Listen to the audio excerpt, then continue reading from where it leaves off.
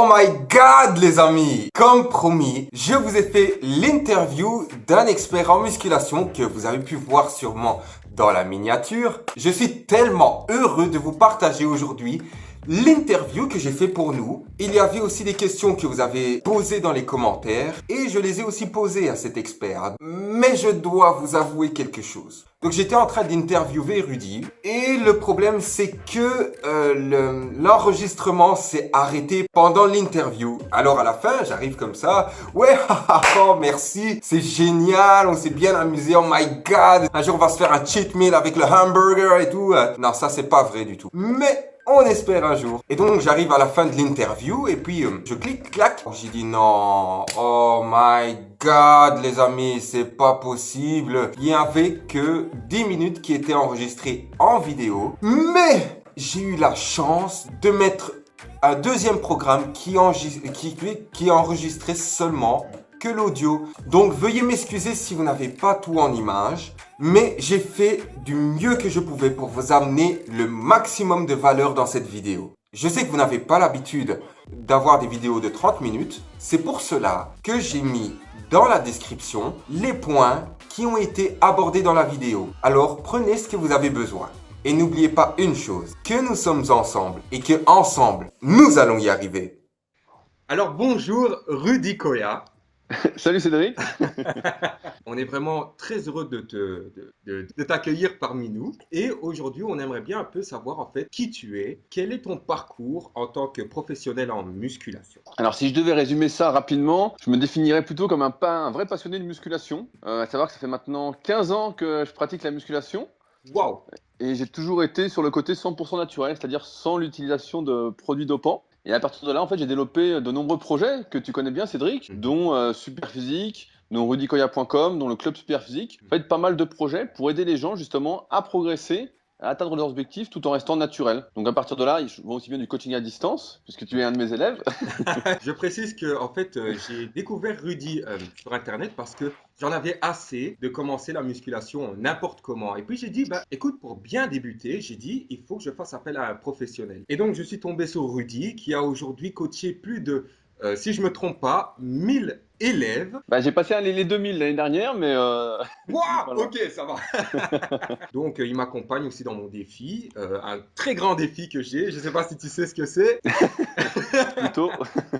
Donc, c'est celui d'avoir le corps de Jeff Said en 2018. C'est un grand défi. Et donc, voilà, j'ai fait appel à Rudy. Ah, après les objectifs, moi j'aime bien toujours dire, mieux vaut viser Mars pour atterrir sur la Lune plutôt que viser la Lune et puis rester sur Terre. Mais Aujourd'hui, j'aimerais bien te demander pourquoi est-ce que tu as commencé la musculation, toi qui avais commencé en tant que sprinter. ouais, sprinter entre guillemets, en fait, quand j'étais poussin, c'était 9-10 ans, en fait, j'étais assez rapide, assez explosif. Mhm. Donc j'ai fait de l'athlétisme pendant 5 ans. Ok. Et petit à petit, en fait, je me suis blessé en athlétisme, je me suis déchiré un mollet quand j'avais, je crois, 11 ans. Après, je me suis fait ce qu'on appelle une épine calcanéenne aussi. Je sais pas si Oh, qu'est-ce les que c'est que internautes ça? connaissent. Alors en fait, dans le talon, tu as ce qu'on appelle le calcanéum. Et quand tu grandis, quand tu es en pleine croissance, en fait, il peut arriver que ça fasse une épine dans le calcanéum. Et donc, quand tu poses le talon au sol, et surtout Mhm. quand tu cours avec les chocs, en fait, ça te fait comme un pic à chaque fois. Donc j'ai eu pas mal de petites douleurs. Et en fait, en parallèle, j'avais un banc de musculation dans mon sous-sol chez mes parents. Et c'est comme ça que j'ai commencé naturellement en fait la musculation. Après, comme tout le monde, hein, ma génération, en fait, on regardait Dragon Ball Z à la télé, tout ça, quoi. Ok. Et on voyait, ils s'entraînaient, ils mangeaient, ils dormaient, ils devenaient plus forts, ils sauvaient le monde, etc. Donc Mhm. c'est un peu avec cette image-là que j'ai commencé la musculation et que je me suis pris au jeu de voir petit à petit les résultats de mes efforts sur mon physique, quoi. Même à 14 ans, par exemple, les pecs, c'est un bon point fort chez moi, bah, c'est tout de suite venu, quoi. Je progressais au développé couché, ça venait. Donc après, c'était un jeu, quoi. Dragon Ball Z m'a bien influencé et le fait, en fait d'avoir un banc dans mon sous-sol a fait que je me suis dit, bah, pourquoi pas essayer? Et donc,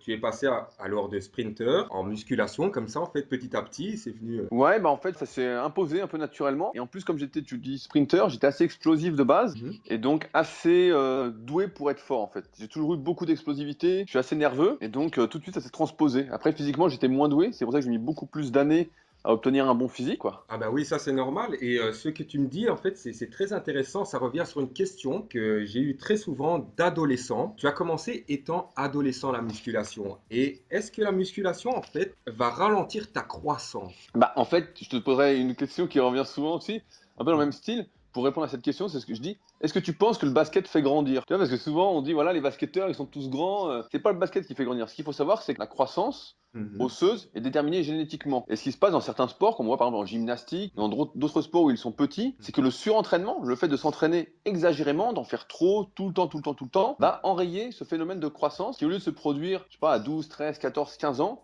va se produire un peu plus tard. En fait, ça va stopper, le surentraînement va stopper la croissance pendant le surentraînement. Et une fois que celui-ci sera passé, donc à moins que tu sois athlète de niveau, Mhm. normalement tu n'es pas surentraîné, bah, dans ce cas-là, tu vas grandir naturellement. Donc en musculation, je donne mon exemple à chaque fois.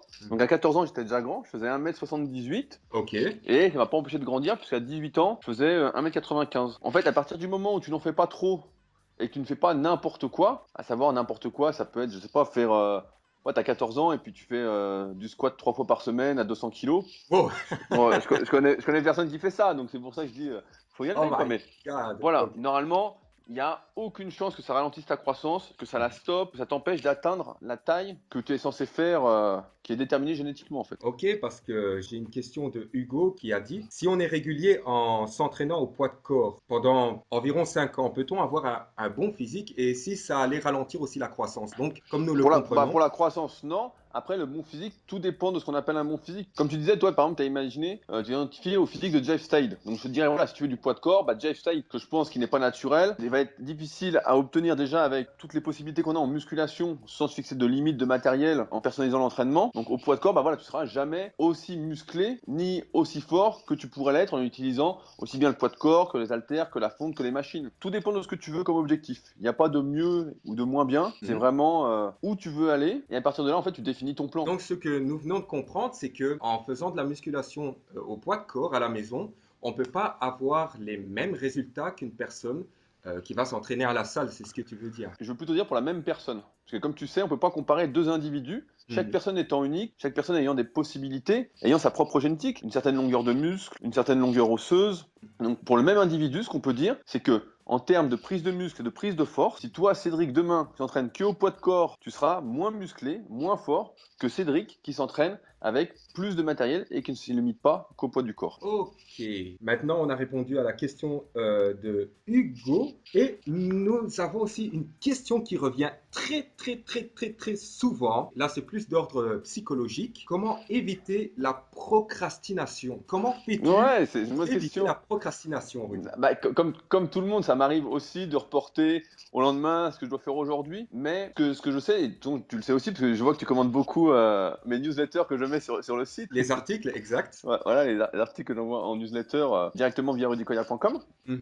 Bah, en fait, je me rappelle de comment j'ai fait pour arriver là où j'en suis aujourd'hui. Et je lis, comme tu sais, beaucoup de biographies. J'essaie de beaucoup m'inspirer, de lire des citations, de parler avec des gens qui ont vraiment réussi, donc dans d'autres domaines que la musculation. Et je me rends compte que finalement, tu peux pas repousser sans arrêt, sans arrêt, sans arrêt. Le bon moment n'existe pas. Le moment parfait pour commencer quelque chose n'existe pas. Mhm. Comme j'avais dit un coup, j'avais fait un texte là-dessus.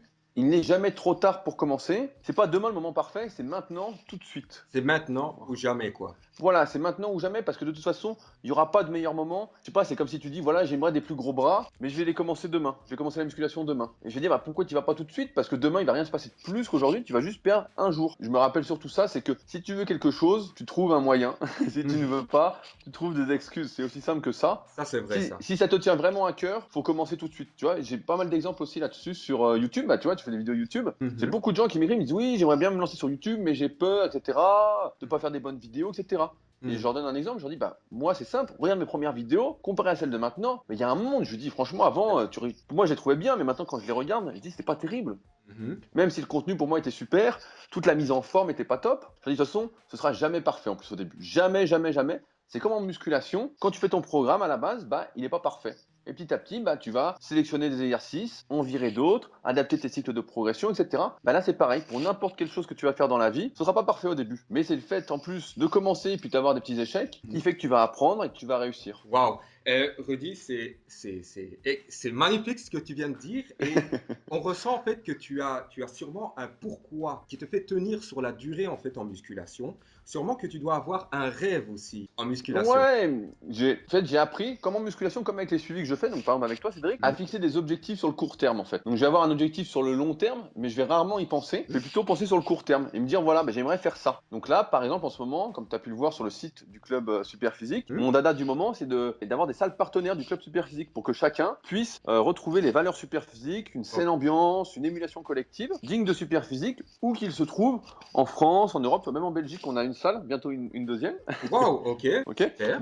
Donc voilà, en fait, j'ai plus des petits projets comme ça que je mène à bien. Et une fois que j'en ai fait un, je repense à mon plan sur le long terme. Parce que souvent, ce qu'on fait comme erreur, ce que font beaucoup de gens, c'est de se décourager avant d'avoir commencé parce qu'on se fixe tout de suite quelque chose de trop gros. Ouais, un objectif trop grand. Tu vois, c'est comme si tu dis, j'aimerais me former, faire des études de médecine, comme pour devenir médecin, mais tout seul en autodidacte. Alors là, tu commences à regarder le programme, tu te dis ça, et puis tu vois qu'il y a 200 livres. Oh là là. Alors, donc tu t'imagines les 200 livres devant toi et tu te dis, tu dis, ah non, c'est trop, je vais jamais y arriver. Tu vois, alors que si tu te dis, par exemple, je te prends un autre exemple, tu as cet objectif-là dans ta tête et tu dis, bah voilà, je vais commencer, tiens, l'anatomie, j'aimerais bien apprendre. Et puis tu prends l'anatomie, tu dis, en fait, il y a un seul bouquin, allez, je vais en prendre un deuxième au cas où. Ouais, il y a 2 livres d'anatomie. Tu dis, bon, finalement, tiens, je vais commencer par là. Puis une fois que tu auras fait ça, tu vas repenser à ton gros projet, et dire, tiens, je vais apprendre un peu la physiologie, par exemple. Donc tu vois, en fait, je découpe vachement, et en fait, petit à petit, au mesure que je progresse dans ma vie, dans mes projets, mes objectifs sont de plus en plus gros, en fait, de plus en plus renouvelés. Au départ, je m'imaginais pas être là aujourd'hui, tu vois, à faire des vidéos avec toi, ou à être demandé dans des salons, ou à écrire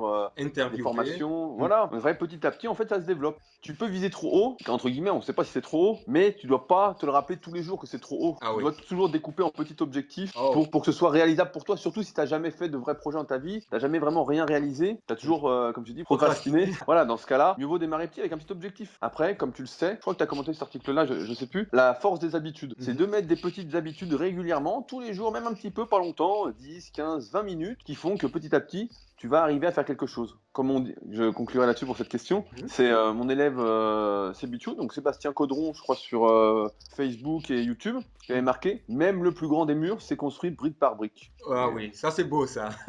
Il y avait Will Smith aussi qui avait sorti une phrase comme ça, que c'était intéressant. Son père en fait lui avait dit de reconstruire un mur, mais Will Smith a dit mais non, mais c'est trop, mais non, c'est pas possible, comment je vais faire? Et son père lui a dit en fait, chaque jour tu mettras une brique. Et au final, au fil du temps, il a construit ce mur. C'est exactement ce que tu dis. Et alors, ce que Rudy essaye de vous faire comprendre, c'est que fixez-vous un bon objectif, mais coupez-le en plusieurs petites parties pour ne pas vous décourager et pour éviter de procrastiner. C'est bien ça, Rudy? Ouais, c'est un peu ça. Ok, super. Voilà, ça c'est la question qui revient vraiment le plus souvent. Comment perdre le plus rapidement sa masse graisseuse?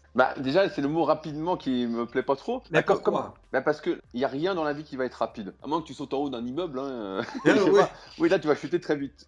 Mais qu'est-ce que tu en dis des gens en fait qui nous montrent des photos avant-après en 3 mois qu'ils ont perdu une vingtaine de kilos comme ça, une trentaine de kilos? Ça dépend d'où tu pars. Après, c'est toujours pareil. Ce qu'il faut savoir, c'est que si tu as fait par exemple 25 ans de mauvaises habitudes ou même 30 ans à être un peu gras, etc., c'est pas en 3 mois que d'un coup tu vas réussir à transformer la donne. Moi, tu vois, sur mon site, sur rudicoya.com, j'ai des avant-après comme ça. Mais ce que beaucoup oublient ou ne regardent pas parce qu'elles débutent en musculation, elles n'y connaissent pas vraiment, c'est que toutes ces personnes avaient déjà au moins 5-6 ans de musculation derrière elles et que le gras, les photos de départ, ne leur rendaient pas justice. En fait, ces personnes étaient déjà musclées et donc en 3 mois, oui, elles ont réussi à sécher, à perdre 10 kilos à peu près. Ok. Après, en moyenne, donc pareil sur les avant-après directement sur mon site, on peut voir qu'en gros, pour perdre, si on est bien gras, etc., si on veut perdre 20 à 25 kilos, il faut 6 mois de rigueur extrême, entre guillemets, sans écart, avec du cardio, avec la musculation, en se coupant presque de toute vie sociale, si on est entouré que de gens qui sont des gourmands, qui mangent des hamburgers, mais voilà, des bons vivants entre guillemets. C'est pour ça que je dis que rapidement n'existe pas. C'est parce que changer ses mauvaises habitudes ne se fait pas du jour au lendemain. Tu peux pas à quelqu'un qui mange n'importe quoi tout de suite le mettre à une diète où tout est bio, où rien n'est industriel, etc. Cette personne va être frustrée et elle ne va pas tenir sur le long terme en fait. Donc c'est pourquoi toute démarche qui se veut être constructive doit être progressive et intégrée petit à petit pour que ça devienne finalement ta propre norme. Après, on peut perdre rapidement. C'est sûr que si on fait des régimes choux, ou des régimes pommes, ou tomates, voilà, ce qu'on veut, des trucs comme ça, soupe aux choux, voilà. Oui, on peut perdre très rapidement. Mais ça, dès qu'on va remanger normalement, entre guillemets, normalement, ça dépend de chacun, mais on va regrossir et ça va pas durer. Et le but de chaque chose dans la vie, de chaque objectif, c'est que ce soit constructif et que ce soit tenable sur le moyen et long terme. Sans quoi, si ça ne s'inscrit pas dans la durée, ça n'a pas d'intérêt particulier. On peut faire n'importe quoi, mais on va jamais très loin. Donc, en fait, ce que nous venons de comprendre, c'est que pour perdre le plus rapidement, on peut dire, le plus rapidement sa masse graisseuse,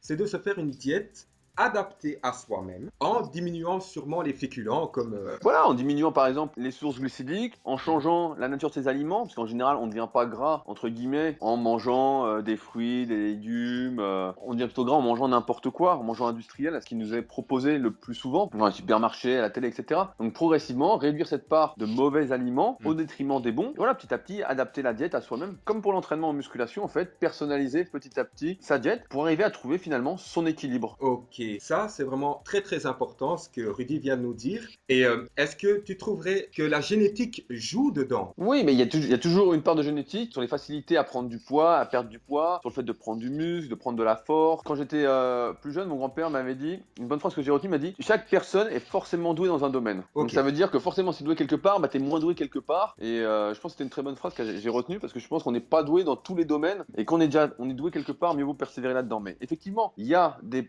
prédispositions, mais souvent les gens se cachent derrière ça pour dire voilà, tu vois, moi dès que je mange un petit peu, je grossis ou j'arrive pas à Oui. grossir l'inverse. Et je crois que c'est la vidéo que j'avais fait avec Arnaud, ne faites pas de sèche. Je crois qu'elle s'appelait comme ça sur ma chaîne YouTube. Et j'avais sorti une phrase comme ça pour expliquer qu'il n'y avait pas d'obèse au Somalie. Ça veut dire très simplement que si tu manges moins que tes besoins, bah, tu vas maigrir. Si tu manges vraiment peu, et malheureusement, que ce soit à cause de ta génétique ou à cause de tes antécédents, ce qu'il faut aussi dire, c'est que lorsque tu as été gras, plus gras que tu ne l'es aujourd'hui, tu as des traces. Mhm. Tout ce qu'on fait dans la vie laisse des traces sur notre corps, sur notre psychologie. Mhm. Tout est relié de toute façon.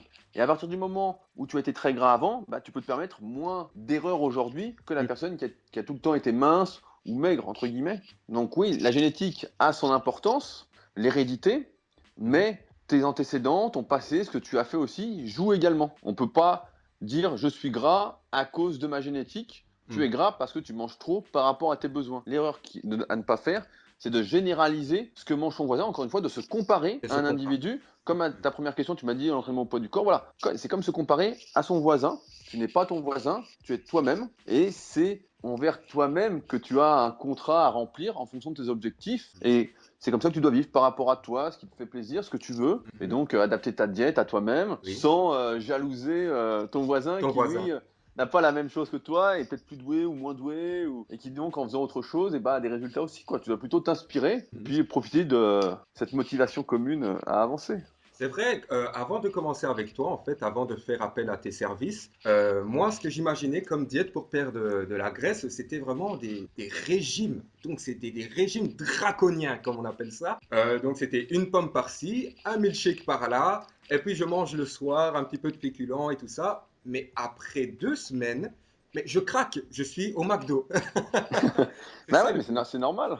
Parce que c'est quelque chose qui n'est pas tenable. À partir du moment où ta diète ou n'importe quelle activité que tu fais ne te fait pas plaisir, te frustre, personne ne peut être frustré indéfiniment. À un moment, tu craques. C'est pourquoi, comme je te disais, les changements de diète, comme l'entraînement, ça doit se faire progressivement. Tu changes pas tous les exercices de ton programme demain. Tu vas peut-être en changer un parce que ça va plus, puis après peut-être un autre, et puis revenir sur un autre. Voilà, tout dans la vie, de toute façon, est progressif, doit être progressif si tu veux réussir à arriver à ton but. Et en parlant de protéines, est-ce que c'est obligatoire pour commencer la musculation? C'est une question Bah, qui revient aussi souvent. ce qu'il faut savoir déjà, donc j'avais fait une vidéo pareil il y a très longtemps là-dessus sur ma chaîne YouTube, c'est tout savoir sur les protéines en poudre, je crois. Donc ce qu'il faut savoir, c'est que les protéines en poudre, ce n'est autre que, par exemple, si c'est de la whey, c'est du petit lait filtré, dans lequel donc on a retiré du gras, on a retiré des glucides, du sucre entre guillemets, et auquel on a laissé que l'apport en protéines. Donc c'est très simplement que de la nourriture filtrée. Et à partir de là, on comprend que si on n'en a pas besoin, pour des raisons pratiques, comme par exemple à 16 heures, tu dois faire une collation et tu peux pas manger un vrai repas, etc.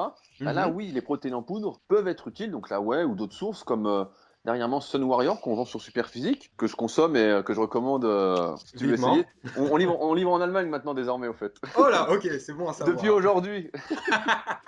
Super. Depuis aujourd'hui. Donc voilà, en fait, on peut prendre une source de protéines en poudre. Et Mhm. voilà, en fait, c'est juste de la nourriture filtrée. Et l'intérêt, c'est surtout le côté pratique. Après, dire qu'on va prendre plus de muscles en prenant des protéines en poudre, Oui. bah, c'est pas vrai parce que ce n'est que de la nourriture filtrée. Tu vas seulement prendre plus de muscles, entre guillemets, si ton alimentation ne couvrait pas tes besoins et que tu étais en sous-alimentation, entre guillemets, de protéines, ce qui est quand même rarement le cas, à moins que tu manges vraiment pas de viande, à moins que tu sois par exemple vegan. Oui.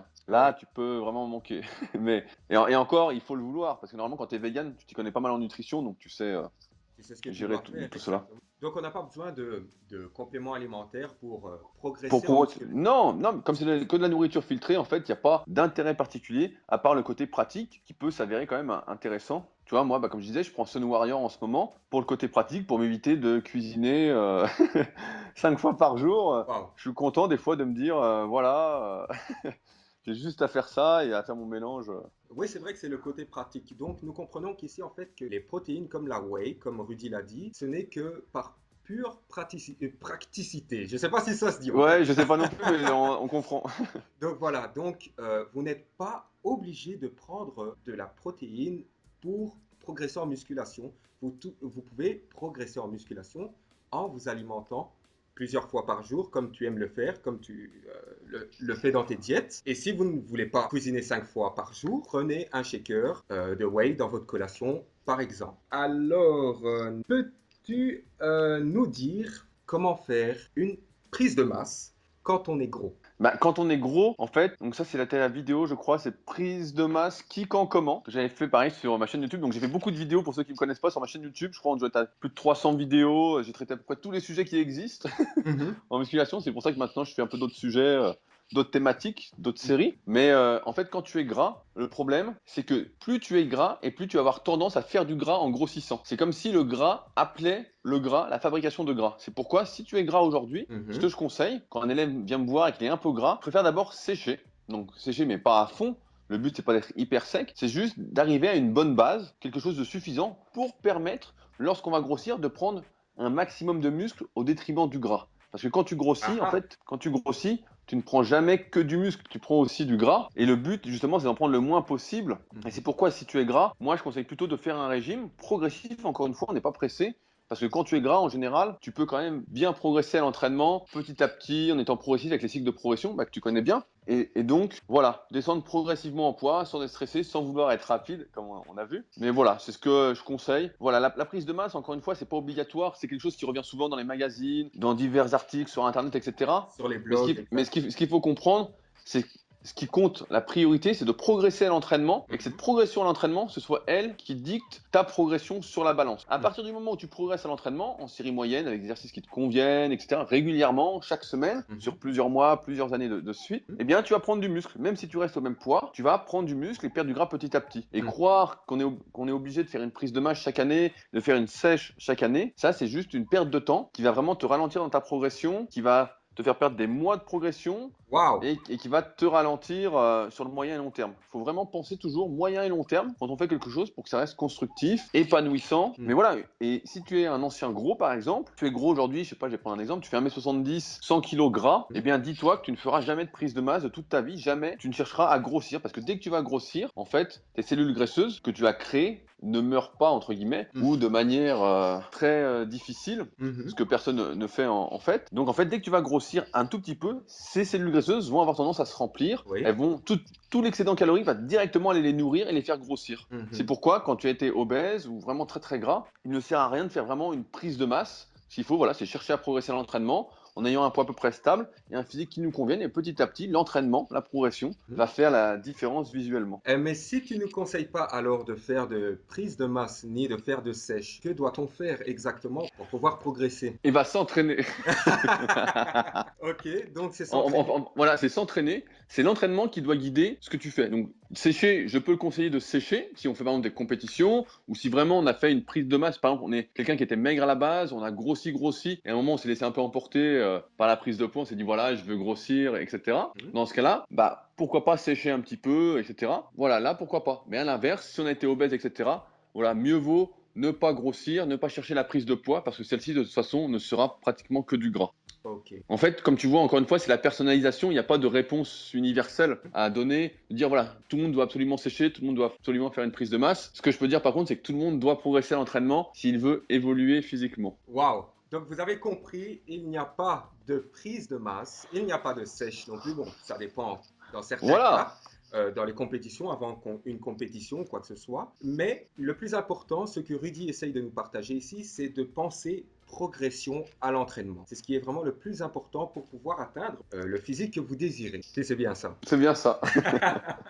Super! Donc, il y a une petite question de Julien. Est-ce que faire des pompes et des abdos quand on est un ado de 10 ans, est-ce que ça ralentit la croissance? Ça ralentit pas la croissance, mais ça risque de te donner des points forts pour plus tard.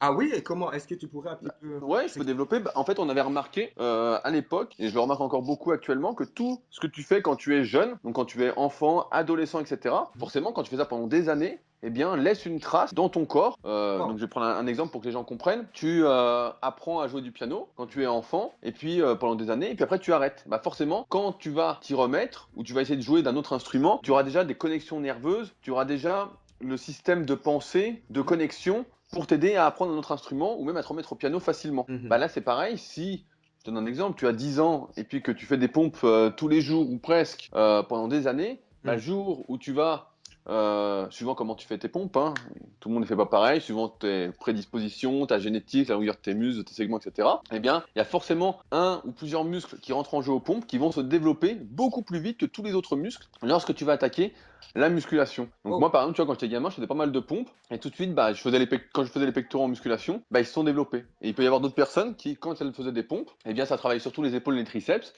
et elles se sont retrouvées avec des points forts épaules et triceps. Tu vois, donc tout ce que tu fais, que tu as fait, et surtout dans ces périodes-là, c'est super intéressant. C'est pour ça qu'il faut éviter la spécialisation quand tu es très très jeune et plutôt viser la polyvalence, être bon partout, etc. Pour justement acquérir le plus de bases, entre guillemets, possible pour ton avenir et pouvoir te spécialiser après si tu en as envie. Ah, donc il est important alors si on est adolescent, de faire correctement le mouvement et être un petit peu polyvalent pour pouvoir avoir. Voilà, bah, ce qui est mieux, c'est de faire un maximum, entre guillemets, d'activités. Tu vois, là, j'ai pas mal d'amis là, dans mes âges qui commencent à avoir des enfants. Mhm. Et la plupart, bah, voilà, ils les mettent à la gymnastique, mettent à des sports de combat, à toutes des choses qui vont leur permettre de prendre conscience de leur corps, de travailler leurs muscles, etc., Mhm. travailler leur gainage, etc., pour justement avoir une très bonne base pour faire après n'importe quel sport. Mais voilà, ouais, si je vais donner un conseil, si on a un enfant très jeune, voilà, le mettre à la gymnastique, au judo, plein de Mhm. petits sports de combat comme ça, pour justement apprendre à bouger. C'est sûr que si à l'inverse, tu restes inactif toute ton enfance, adolescence, tu joues à la console, etc., Mhm. bah, tu auras moins de potentiel à développer ensuite. Ok, tu as entendu Julien, donc c'est bien, ça ne va pas ralentir ta croissance, ce que Rudy essaye de te partager. Donc continue et sois polyvalent, ne reste pas accroché qu'aux pompes et aux Voilà. abdos. Bon, sinon, bon, tu auras des gros pecs comme Rudy, hein, donc Voilà, peut-être des pecs ou les épaules ou les triceps au choix. oui, voilà. Suivant comment tu es doué.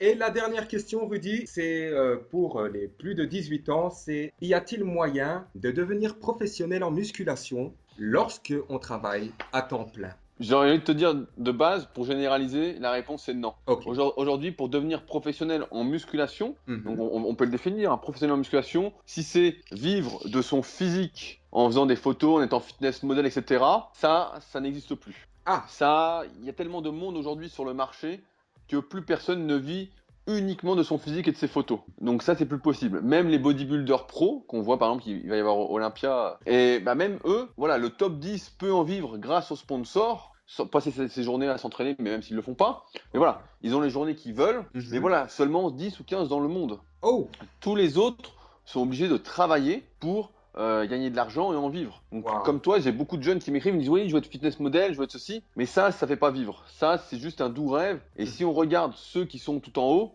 qui en vivent vraiment, eh ben, ils font autre chose. Mhm. Ils vendent des t-shirts, ils vendent du coaching, ils vendent des programmes. Mhm. Voilà, ils font autre chose qui leur permet d'assurer des revenus. Ils font des marques de vêtements. Mhm. Voilà, ils font autre chose. Mais il y a plus, tu peux pas vivre seulement de ton physique aujourd'hui, étant donné le monde qu'il y a sur le marché, entre guillemets, le Oui. nombre de personnes qui ont un bon physique, qui savent se mettre en avant, Mhm. etc.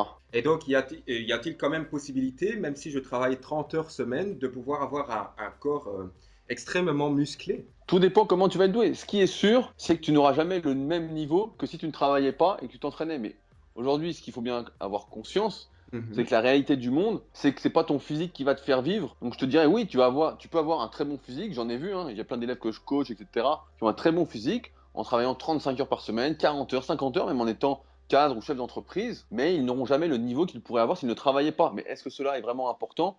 J'ai envie de te dire, pas vraiment. Le tout est encore une fois de savoir se faire plaisir, de profiter du chemin, Mhm. voilà, de s'entraîner avec plaisir, d'être conscient de ce qu'on fait et d'agir en connaissance de cause. Après, comme je dirais à ton jeune de 18 ans, voilà, tu vas pas vivre de ton physique, donc tu es obligé de travailler. Donc Mhm. autant travailler, faire un travail qui te plaît, qui t'épanouit, Et voilà, continuer l'entraînement qui t'épanouit. Tu vas progresser, mais sans doute moins vite que si tu étais chômeur. Mais bon, ça laisse pas trop de perspectives d'avenir pour la vie. Donc, Oui, tu as raison. Et ben, est-ce qu'il y a quand même capacité? Est-ce qu'on pourrait encore récupérer après ces 30 heures de travail? oui, mais après, c'est toujours pareil. Souvent, on voit des étudiants qui disent, ouais, moi je m'entraîne 6 jours sur 7, 7 jours sur 7, etc.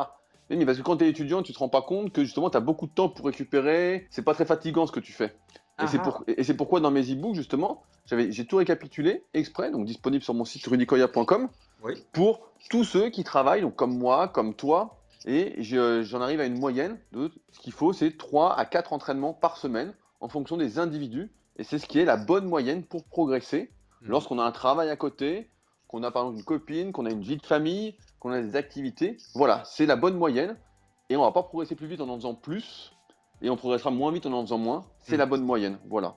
Ok, super. Merci Rudy de nous avoir répondu à toutes nos questions parce que voilà, un avis d'un professionnel, c'est toujours plaisant parce qu'on a vraiment envie d'atteindre notre corps de nos rêves et d'avoir tes conseils, c'est vraiment important pour nous. Donc, nous te remercions. Ouais, bah merci à toi de l'invitation. Moi, c'est toujours un plaisir de toute façon de parler musculation, développement personnel, aider les gens à atteindre leurs objectifs. Donc, merci de l'invitation. Et si ça vous plaît, n'hésitez pas à vous abonner à la chaîne de Cédric, qui se donnait beaucoup de mal pour me contacter.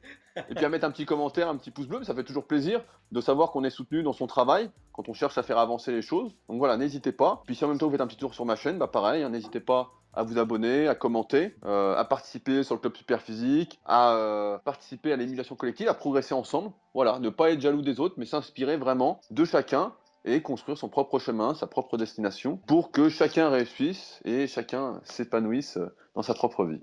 Merci. Et une petite question entre nous. Jeff Side, euh, il est naturel ou pas? Parce que tu as dit tout à Non, l'heure qu'il n'est pas naturel. Mais pour... non, il n'est pas naturel. Ah bon? Mais où est-ce que on peut avoir cette information? Je veux dire, parce que lui, il dit, Bah, je suis naturel, je suis naturel. Bah c'est simple.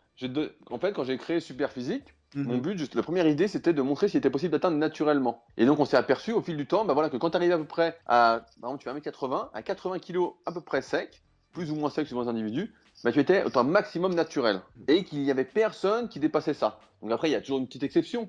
Mais après, pour Jay Side, à partir du moment où tu fais Monsieur Olympia, tu n'es plus naturel. Là, il y a tellement d'argent en jeu. Et Oh d'ailleurs, là. on voit Jeff Side qui bouge beaucoup de physique. Dans un salon, dans une compétition ou à l'entraînement, son physique change sans arrêt et de manière assez rapide. Ok. Et comme tu le sais, naturellement, ça n'existe pas. Mais tu seras le Jeff Side naturel, Ah yeah! Cédric. Tu seras le Cédric, la meilleure version de Cédric possible. Et ça n'a pas de prix. Exact, exact. C'est très bon. Merci beaucoup, Rudy, pour tous tes conseils, encore une fois. C'était magnifique de partager ce temps avec toi. Même après un an et presque et demi de coaching, on ne s'est jamais vu en face comme ça sur Skype et ça me fait énormément plaisir de te montrer à ma petite communauté les héros de demain. Mais c'est un bon titre, les héros de demain, j'aime bien. Ah, merci beaucoup. Et n'oubliez pas une chose, les amis, que nous sommes ensemble et que ensemble, nous allons y arriver.